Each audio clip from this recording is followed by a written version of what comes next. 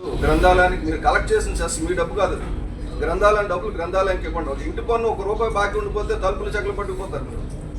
కాబట్టి మీరు అది కూడా గ్రంథాలయానికి డబ్బులు ఇస్తారని కూడా కోరుతున్నాం. ఫైనల్గా మాజీ డీజీపీ గారు నా మీద వ్యక్తిగత ఆరోపణ చేశారు. ఆయన పేరు ఏబి వెంకటేశ్వరరావు, ఐపీఎస్. ఆయన అధికారంలో ఉన్నప్పుడు చేసిన అరాచకాల మీద ఒక డిబేట్ వేరేగా పెట్టుకోవచ్చు. కానీ ఆయన చెప్పింది ఏంటంటే పులిశెట్టి సత్యనారాయణ గారు వైసీపీ తరపుని రాజధాని మీద కేసులు వేశారు, ఇటువంటి వాళ్ళందరూ కూడా వైసీపీ మద్దతు తీసుకొని చేస్తున్నారని చెప్పి తప్పుడు కూతలు చూశారు. ఈ తప్పుడు కూతలు చూసిన మాజీ డీజీపీ వెంకటేశ్వర గారికి నేను చెప్పేది ఏంటంటే దయచేసి చర్చకు రండి.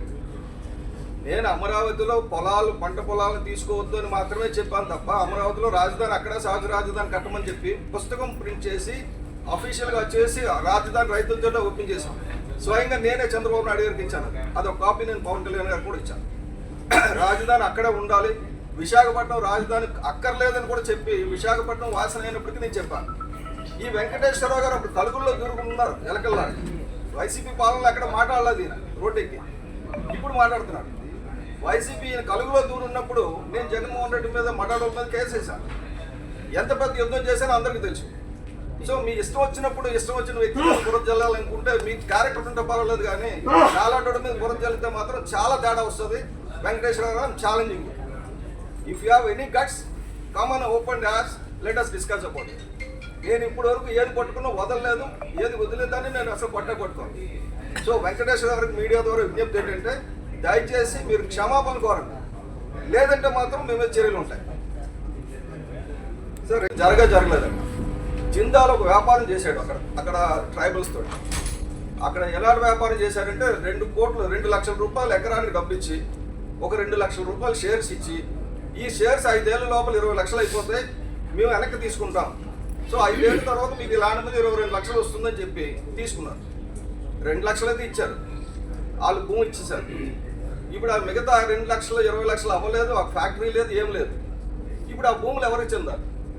చట్ట ప్రకారంగా భారతదేశంలో ఉన్న చట్ట ప్రకారంగా అయితే ఆ భూములన్నీ కూడా ట్రైబల్స్వే, అక్కడ రైతులవే. అవి ఎవరు కూడా ఎవరికి ఇవ్వాల్సిన అవసరం లేదు. అక్కడ ఏదైనా ఇండస్ట్రీ రావాలంటే మళ్ళీ ఎక్వైర్ చేసుకోవాలి కొత్త చట్టం ప్రకారంగా, ఎందుకంటే ఇదివరకు అక్విజిషన్ జరగలేదు. ఆ భూముల జోలికి ఎవరు వచ్చినా సరే డెఫినెట్గా వాళ్ళ తరఫున నేను నిలబడతాను. ఎంత నేషనల్ లెవెల్లో ఎంత పెద్ద లాయర్లైనా తీసుకొచ్చి పెడతాను.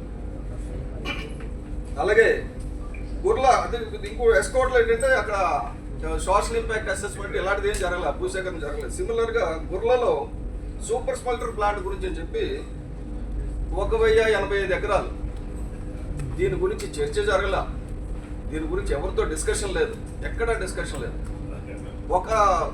ఒక వ్యక్తికి ఇక్కడ ఇండస్ట్రీ పెట్టుకోవడానికి చెప్పేశారు 2 మిలియన్ టన్స్ ఇక్కడ స్టీల్ ఉత్పత్తి చేస్తానంటే పెట్టేసుకోండి. అక్కడ రాజకీయ నాయకులు ఏం చెప్తున్నారంటే మీరు ఇంకెన్నాళ్ళు గోతులు పెట్టుకొని తిరుగుతారు, ఇక్కడ పెద్ద ప్లాంట్ వచ్చేస్తుంది, మీరు కూడా అయిపోతుంది, మన భూములకి రేట్లు వస్తాయి. కానీ ఆ ల్యాండ్ ఎక్కడ ఉందంటే ఫారెస్ట్ ఆనుకుని ఉంది. సో అక్కడ పంట భూములు నాశనం చేసేందుకు ఇవ్వాలి. Dry lands, barren lands first అని చెప్పి కదా చట్టం చెప్తుంది, సుప్రీంకోర్టు చెప్తుంది. బ్యారన్ ల్యాండ్స్ వదిలేసి ఇక్కడికి వెళ్ళారు. అసలు సోషల్ ఇంపాక్ట్ అనేది అసెస్మెంట్ అనేది జరగకుండా ఆ ల్యాండ్ పలానా ప్లాంట్కి ఇస్తామని చెప్పి మీరెవరు చెప్పడానికి? అది ప్రభుత్వంలో ఉన్న మంత్రులకు కానీ ప్రభుత్వానికి కానీ ఎవరికి అధికారం లేదు. అది ప్రజల సొమ్ము, ప్రజల హక్కు, అది గ్రామాల హక్కు, అనిష్టం కాదు. సో ఈ విషయంలో కూడా గుర్ల మండలంలో జరుగుతున్న అన్యాయం కూడా డెఫినెట్గా జాతీయ స్థాయిలో దీన్ని ప్రతిఘటిస్తామండి. దీన్ని వదిలేదు సమస్య లేదు. ఎందుకంటే ఏదైనా చేయండి చట్టపరంగా చేయండి. Do as per law, follow the due legal process. ఇది నేను అధికారులకు చెప్పాను. అలాగే నేను ఒక 2 నెలల క్రితం ప్రెస్ మీట్ పెట్టినప్పుడు మీ అందరికీ చెప్పాను, ఇక మీదట నా లైఫ్ లాంగ్ పర్యావరణం గురించి, హ్యూమన్ రైట్స్ గురించి పనిచేస్తానని. అందులో భాగంగానే నేను ఈ మధ్యన పవన్ కళ్యాణ్ గారితో కూడా మాట్లాడడం జరిగింది. నేను ఈ పర్యావరణం మీద, అలాగే పర్యావరణ ప్రధాన కార్యదర్శి పేరు పెట్టాను కదా, పర్యావరణం మీద ముందుకెళ్దాం.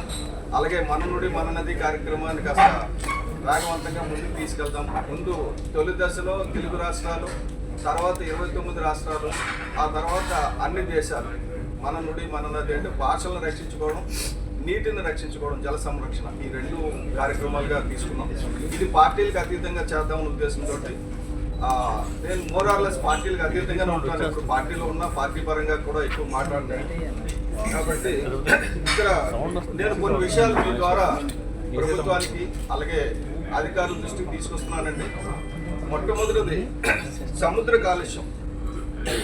సముద్ర కాలుష్యం మీద గత 12 సంవత్సరాలుగా నేను డాక్టర్ రాజేంద్ర సింగ్ గారు మన జీవీఎంసీతో ఉద్యమం చేస్తున్నాం. వాళ్ళు ఒప్పుకుంటున్నారు, ఇది కాలుష్యం జరుగుతుంది అంటున్నారు, చేస్తామంటున్నారు, కానీ నివారణ చర్యలు ఏమాత్రం అంటే క్షేత్రస్థాయిలో ఏమాత్రం కూడా ఆ పరిరక్షణ తీసుకోవడంలా, అంటే సముద్ర కాలుష్య నివారణ గురించి ఏమీ చేయలేం. ఉదాహరణకి మన లాసెన్స్ బే దగ్గర కలుస్తున్న నీరు ఉంది, దాదాపు 35-40 మిలియన్ లీటర్ల నీరు రోజు ఒక్క ఏరియాలోనే అన్ట్రీటెడ్ స్యూయేజ్, అంటే అది స్యూయేజ్ ట్రీట్మెంట్ చేయడానికి కూడా వీలు లేకుండా వెళ్ళిపోయి సముద్రంలో కలుస్తుంది. దీని గురించి గత 10 ఏళ్ళుగా నేను చెప్తే నిమ్మకి నీరు ఎత్తినట్టు కూర్చున్న జీవీఎంసీ అధికారులు నిన్నే ఒక సూపరింటెండెంట్ ఇంజనీర్ గారు వచ్చి చెప్పారు, టెండర్ పిలిచామండి, జనవరి 10వ తారీఖున ఫైనలైజ్ చేశాం, వాళ్ళు వర్క్ మొదలెడతారు, ఇంకొక 2.5 సంవత్సరంలో కంప్లీట్ అవుతుందని చెప్తున్నారు చావుతో చాలుగా. ఇప్పటి వరకు ఎందుకు చేయలేదని నేను జీవీఎంసీని ప్రశ్నిస్తున్నాను. ఎందుకంటే దీని మీద doctor Rajendra Singh water man of India case వేసి దాదాపు 12 సార్లు మేము కోర్టుకు వెళ్ళడం జరిగింది, ఫిజికల్గా మేము అటెండ్ అవ్వడం జరిగింది. ఇంత శ్రద్ధ తీసుకొని మేము తీసుకుంటే బాధ్యత గల అధికారంలో ఉన్న జీవీఎంసీ అధికారులు, ముఖ్యంగా commissioner and collector office Visakhapatnam city are held responsible, totally responsible for this disaster. ఇప్పుడు ఏమంటే కొద్దిగా 16వ తారీఖు జనవరి నుంచి మనకు ఒక కొత్త చట్టం అమల్లోకి వచ్చింది, అంతర్జాతీయ చట్టం. దాన్ని హైసీస్ ట్రీటీ అంటారు, బయోడైవర్సిటీ బియాండ్ నేషనల్ జ్యూరిస్డిక్షన్. అంటే ఇదివరకు మనకి ఇంటర్నేషనల్ వాటర్స్ అనే ఒక బోర్డర్ ఉండేది, అక్కడ వరకు ఎవరు మాట్లాడడానికి లేదు, అదంతా మాది, మేము ఇష్టం వచ్చినట్టు పాటు చేస్తాం. ఇప్పుడు అది లేదు. దాన్ని ఏంటంటే సముద్రం కాలుష్యం ఎక్కడ జరిగినా కూడా తక్షణం అది అంతర్జాతీయ కాలుష్యంగా గుర్తించబడుతుంది. అంతర్జాతీయంగా ఖ్యాతి సంపాదిస్తున్న మన ప్రభుత్వానికి, మన దేశానికి ఈ అపఖ్యాతి, సముద్రాన్ని కాలుష్యం చేస్తున్నామన్న అపఖ్యాతి ఉండకూడదు. కాబట్టి అధికారులు కాస్త జాగ్రత్త తీసుకుంటారని, అలాగే అంటే ఏదో పండగకి గారెలు వడలు వేసుకున్నప్పుడు రాత్రి నానబడితే తెల్లార్జన పప్పు తెచ్చి చేస్తారు, కానీ 5 సంవత్సరాలుగా కాలుష్యాన్ని గురించి పట్టించుకోకుండా హైకోర్టు ఉండడం వల్ల కొన్ని 100 కోట్లు కాదు, కొన్ని 1000 కోట్లు ప్రజాధనం దుర్వినియోగం అయిపోయింది. ఎందుకంటే ఆరోగ్యం పాడైపోతుంది, ఆ కాలుష్యం తినడం వల్ల, మన ఆహారం తినడం వల్ల పశువులు పాడైపోతున్నాయి, ఆ పశువులు తినడం వల్ల మనం పాడైపోతున్నాం. దుర్భరమైన గాలి, ఇప్పుడు ఆ ఎయిర్ క్వాలిటీ ఇండెక్స్ చూస్తే ఘోరంగా 350కి వెళ్ళిపోయింది. మేము కేసు వేసేటప్పుడు 90లోనే ఉంది, ఇప్పుడు 350కి వెళ్ళింది ఈ 5 ఏళ్ళలో. కారణం ఏంటంటే సముద్రం తాలూకా కార్బన్ అబ్జర్వ్ చేసుకునే కెపాసిటీ పూర్తిగా పోయింది సముద్రానికి. అది పోవడానికి కారణం ఏంటంటే సముద్రం కింద ఉన్న నాచుమక్కులు లాంటి ప్లాంక్టన్ అంటాం, అవి కంప్లీట్గా ధ్వంసం అయిపోయినాయి. ధ్వంసం అయిపోవడం వల్ల భూమి మీద నుంచి వెళ్ళిన గాలి, అది కార్బన్ అక్కడ తగ్గి కార్బన్ సముద్రం పీల్చుకొని మంచి గాలిని మనకు ఇవ్వాలి, అది పీల్చుకునే శక్తి కోల్పోవడం వల్ల కలుషితమైన గాలి మళ్ళీ వెనక్కి వస్తుంది బీచ్ నుంచి కూడా. కాబట్టి ఇది ఒక ఇంపార్టెంట్ది. అలాగే ప్రతిరోజు కొన్ని మిలియన్ లీటర్లు ఫార్మా వ్యర్థాలు కానీ మన వ్యర్థాలు కానీ ఇవన్నీ కూడా సముద్రంలో కలుస్తున్నాయి. అంటే దీనికి ఏంటంటే మరైన్ అవుట్ఫాల్ అంటారు, ఒక పేరు, ఒక పైపులు పెట్టి గొట్టాలు పెట్టి సముద్రంలో నీరు వదిలేదాన్ని మరైన్ అవుట్ఫాల్ అంటారు. అది శ్రీకాకుళంలో శ్రేయస్ దగ్గర నుంచి ఇక్కడ దివ్యస్థిర కిందనున్న అంటే కొత్తపల్లిలో ఉన్న అరబిందో వరకు మొత్తం అన్ని రకాల వ్యర్థాలు వెళ్తున్నాయి. అందులో మొత్తం అన్ని కలిపితే ఒక 88 MLD అనుకుంటే, కాకినాడలో ఉన్న 2 అరబిందోది నెక్స్ట్ కాకినాడ సెజ్ కలిపి 365 MLD వెళ్తుంది. 365 మిలియన్ లీటర్లు ప్రతిరోజు వెళ్తుంది. అందులో 230 మిలియన్ లీటర్లు ఉప్పు నీరు, అంటే బ్రెయిన్ రిజెక్ట్ అంటారు, అంటే డీసాలినేషన్ చేసిన వాటర్. అది వెళ్ళడం వల్ల ఏమవుతుందంటే అక్కడ సముద్రంలో ఉప్పు శాతం పెరిగిపోయి అక్కడ చేపల ఉత్పత్తి తగ్గిపోతుంది. ఇది ఎక్కడ జరుగుతుందంటే కాకినాడలో జరుగుతుంది. ఒక పద్ధతి ప్రకారంగా, పథకం ప్రకారంగా ఏదో ఫారినర్స్ వచ్చి ఇక్కడ డిస్ట్రాయ్ చేస్తున్నట్టు మన మత్స్య సంపదను మనం నాశనం చేసుకుంటున్నాం. దీని గురించి చర్చ ఎక్కడ జరగడంలా. చర్చ ఏంటంటే నేను చేస్తే తప్పు, నువ్వు చేస్తే రైటు, అతను నువ్వు చేస్తే రైటు, నేను చేస్తే తప్పు, ఇలాగా జరుగుతుంది. ఈ పాలకులు మారుతున్నారు, ఎవరు వచ్చినా సరే ఆ పరిశ్రమలు మారడంలా, పరిశ్రమల నుంచి వచ్చిన వ్యర్థాలు కాలుష్యం తగ్గడంలా. ఏమనంటే కాలుష్య నియంత్రణ మండలికి పర్మనెంట్ స్టాఫ్ లేరు. పర్మనెంట్ స్టాఫ్ లేకుండా ఈ స్టాఫ్ ఎవరైతే అవుట్సోర్సింగ్ చేస్తున్నారో ఈ అవుట్సోర్సింగ్ ఎంప్లాయీస్కి మనం ప్రభుత్వం 30,000 ఇస్తే కాంట్రాక్టర్ 3 లక్షలు ఇస్తున్నారు. సో 3 లక్షలు ఇచ్చిన వారు పనిచేసి అన్ని క్లీన్ సర్టిఫికెట్ ఇచ్చేస్తున్నారు ప్రతి ఇండస్ట్రీకి. ప్రతి ఇండస్ట్రీ క్లీన్గా ఉంటే ఏక్యూఐ 350 ఎందుకు వచ్చింది? ఇక్కడేం పంటల వ్యర్థాలు తగలబెట్టడం లేదు ఢిల్లీ హర్యానా లాగా. ఎందుకు ఆ ఏక్యూఐ పెరిగింది? దీని మీద ఇన్వెస్టిగేషన్ జరగాలి. కాలుష్య నియంత్రణ మండలి ప్రధాన ముద్దాయి నాకు తెలుసు. ఎందుకంటే కాలుష్య నియంత్రణ మండలి గట్టిగా ఉంటే జీవీఎంసీ కూడా పనిచేసేది.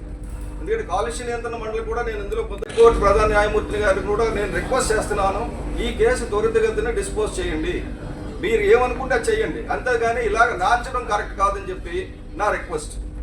అలాగే ముడుసులో వారి గురించి చాన్నాళ్ళ నుంచి రాజేంద్ర సింగ్ గారు మేమందరం వచ్చి యుద్ధం చేయడం జరిగింది. అలాగే పవన్ కళ్యాణ్ గారు కూడా అక్కడ రావడం జరిగింది. అక్కడ ఉన్న డంప్ యార్డ్ని అక్కడి నుంచి తొలగిస్తామని చెప్పడం జరిగింది. ఇప్పుడు అధికారంలోకి వచ్చి 1.5 year అయింది.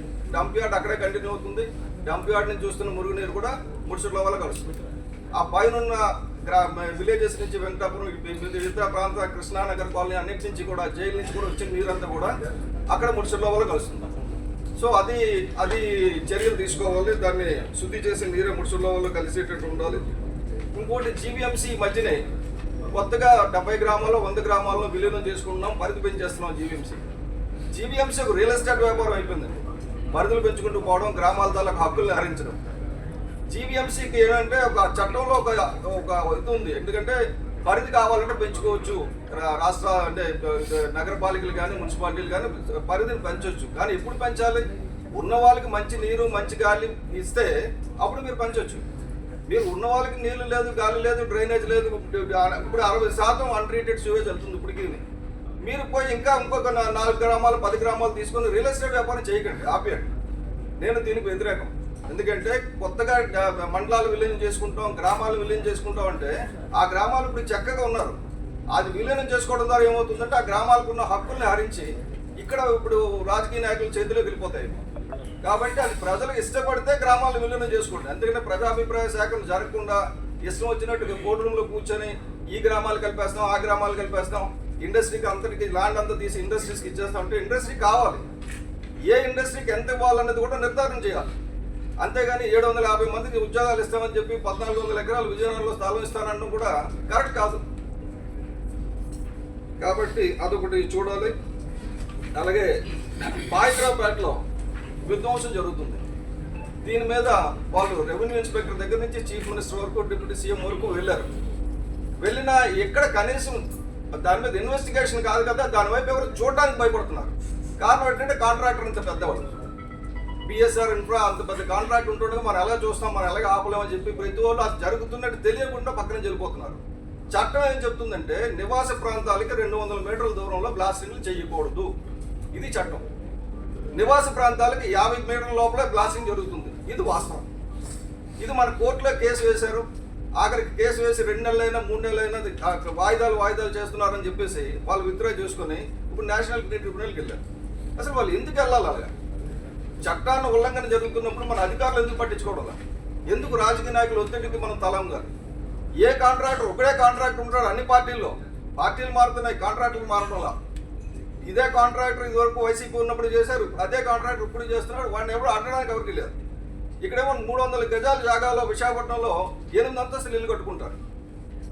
అదే పేదోడు 300 గజాల్లో 4 స్లాబ్ వేస్తే ఇక్కడ కొట్టేస్తున్నారు. అంటే డబ్బున్నోడు 8 అంతస్తులు కట్టుకోవచ్చు, మిగతా వాళ్ళు కట్టుకోవచ్చు.